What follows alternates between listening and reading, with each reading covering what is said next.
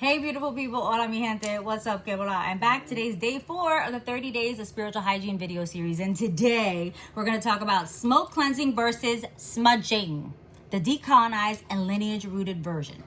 So today we're diving into smoke cleansing versus smudging, and baby, we're doing it with truth, respect, and a little sazon because some of y'all have been swinging the sage sticks like you're fighting demons from a telenovela. Let's get this right.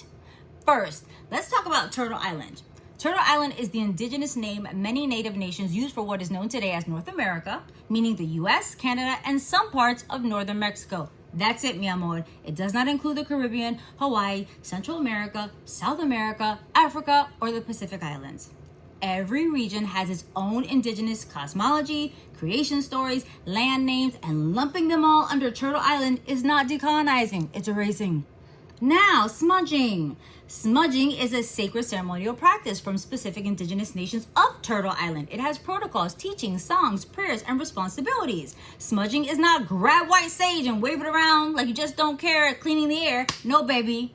If you're not from one of these nations, that ceremony is not yours. Respect is part of spiritual hygiene too. But, and listen closely, smoke cleansing is global. Your ancestors, yes, your ancestors used smoke from herbs, resins, woods, and plants for purification, protection, and prayer long before social media existed. Let's break it down so you actually know your roots. Caribbean and Latin lineages use rosemary, basil, rue, bay leaves, tobacco, and even simple kitchen herbs for cleansing. African lineages use myrrh, frankincense, lemongrass, African sage, and sacred woods. Mediterranean European lineages use thyme, juniper, mugwort, lavender, and pine. Asian lineages use incense, resin, sandalwood, and ancestral herb blends. Every culture has its own plant medicine.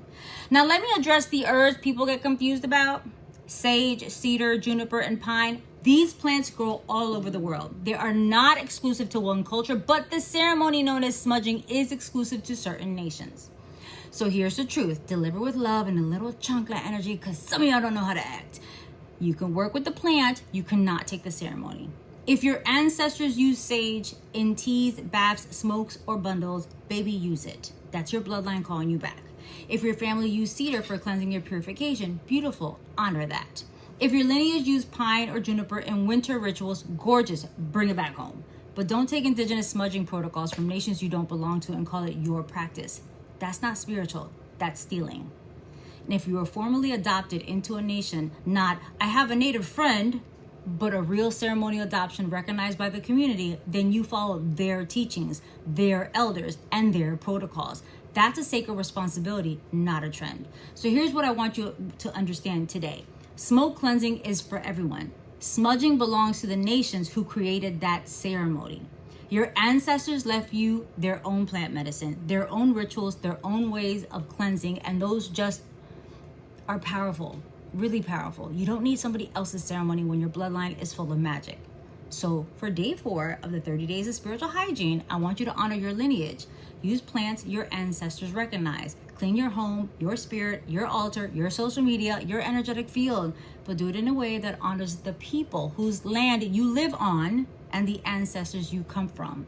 This is what real decolonized spiritual hygiene looks like. It's respectful, rooted, empowered, and baby, your ancestors will thank you for it. I love you, and I'll see you tomorrow.